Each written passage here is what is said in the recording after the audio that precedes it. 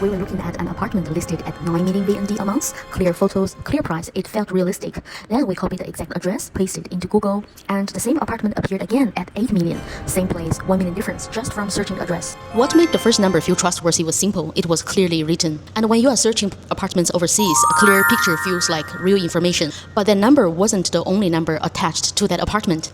If you are moving to Da Nang anytime soon and you don't know how this market works, you can make an expensive mistake. A Facebook listing isn't necessarily the original source of the price. Someone may receive a listing and put it out again, sometimes with their own margin. I'm not saying that every listing is like that. I'm saying this is what we found after we put in the address on the apartment we were looking at. If your budget ceiling is 10 million per month, a 9 million listing would feel safe. If I like an apartment today, I'd do these followings before I get attached. That's the system, not vibes. It's verification. But then we ran into another problem. There were simply too many apartments to look at. We joined Facebook groups, we scrolled, we saved, we opened more chats. Every time we saw another apartment, a part of us, maybe this one is better. So we kept looking and looking, not because we were clearer, it's because if we stopped, we feel like we are missing a lot of things. That's decision paralysis dressed up as research. More options without filter don't create clarity, they create delay. The mistake was not Facebook. The mistake was using Facebook without knowing exactly what to say yes or no. When you are new in Da Nang, every listing looks like a possibility. Without criteria, nothing gets rejected. So probably every listing will be a maybe, and a lot of maybes will fill up your phone quickly. Before I open another group, I read the criteria first or filter first. Ours was simple and honest. I'll show you in here. Anything that's over 10 million, close the chapter. Expect the area, sorry, next one. Everything else can be considered. We posted a wanted ad for what we were looking for. We got 50 plus responses. At first, that felt like success. A lot of the replies don't include the basics, price, address, location, and not enough to judge if it was even relevant. The volume does feel like progress, but it's not efficient. If you post a vague looking for an apartment in Da Nang, you are inviting the whole market come to you. Then you do free filtering work inside of Messenger, one incomplete reply at a time. Today, I structure a post. Budget maximum 10 million a month. Areas open to most areas. Please no expect areas. Flexible on viewings if it fits budget and area. Please send price, exact address, photos, and a short video. Why this worked? Unclear messages get ignored, but the clearer messages arise. You are not being difficult. You are making agents pre-filter themselves. This is also where a lot of people underestimate their next stage. Once replies turn into viewings, 5 or 6 apartments in a row, it's surprisingly easy to forget what you have already checked, what you have already asked. That's exactly why the apartment vetting session existed in my Vietnam relocation blueprint. I will show you a tiny slide when we get into the inspection. Multiple agents. Quick clarification, because this can sound like a wanted ad that we talked about. Posting what you want is how you can let people come to you. Speaking to more than one agent is what you do after that. So you are not dependent on only one person. We didn't pick one agent and stop.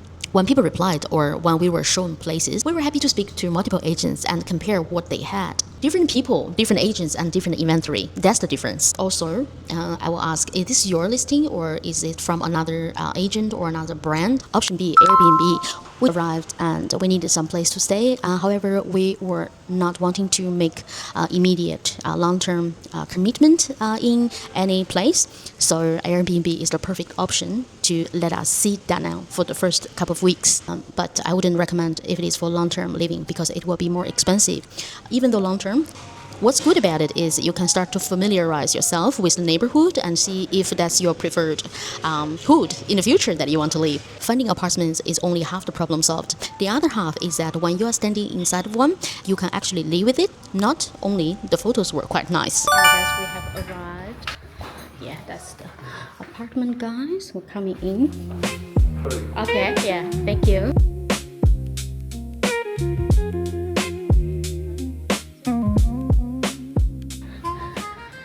You smell something? So that is the washing machine. Looks Photos are designed to hide problems. In person, we looked for the opposite. Anything obviously damaged, anything with a major defect, anything we'd have to live with every day if it never got fixed. If something is already broken at the viewing, don't treat "we'll fix it later" as a plan. Treat the defect as part of the deal in front of you. And this is the exact stage where the checklist stops being content but being useful. Because when you are on the third or fourth apartments viewing, your brain starts to blending all the apartments into one, such as which one had the damaged frame and which one was asking for the extra utilities and which one that must move in which date. Inside the Vietnam relocation blueprint, part 1 is the apartment vetting list that I built. Deal breakers first, legal stay and registration, money and deposit, environment and the condition. One thing that mattered for us, we temporarily stayed in a unit where the higher floor we wanted to inspect was not available. So the landlord was kind enough to let us stay in the lower floor, but she promised it's the exact same unit. However, we were not sure and we didn't want to lose our deposit. So my husband asked the landlord if we can add one condition in the deposit contract, which is the higher floor, specifically fourth floor unit that we want is exactly the same condition as the lower floor, which is what we were staying temporarily. And the landlord agreed, and we were feeling very reassuring that we were getting our deposit back if something happens. And this kind of protection doesn't come from scrolling harder, but comes from slowing down during the decision process. So after everything we have learned from checking the listings and filtering the listings, letting the agents come to us and inspecting the apartments and protecting our deposits, if I had to start again tomorrow, this is the exact process I'd use. Before arriving, set a budget selling of 10 million or however much you want to pay. Choose areas you will consider. Mark expect areas as none. Keep nice to haves light if you are still exploring. First 2 to 3 weeks, Airbnb, walk neighborhoods for feel, learn real price ranges. Start searching, compare listings, Google the exact address, post a clear wanted ad, contact multiple agents. Shortlist, reject fast against your filter. View, look for obvious damage and major defects, ask the expensive questions. Compare, don't fall in love with the first suitable place, compare several that pass. Negotiate, compare the asking price with other listings and your alternatives. Sign, only one apartment and the terms feel solid.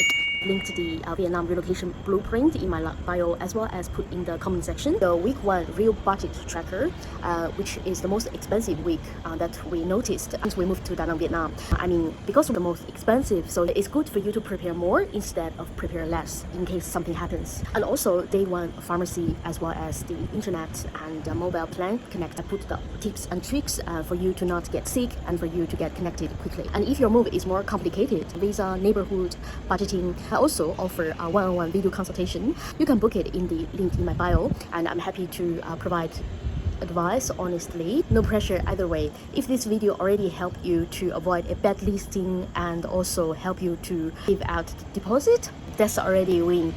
Thank you so much for watching. My name is Ella. I live in Da Nang, Vietnam, sharing 100% honest advice and tips and tricks of living in Da Nang, Vietnam and Asia. This is chapter 1 and we will be selecting out the best place to live in Asia. Consider subscribing. I will see you next time. Bye.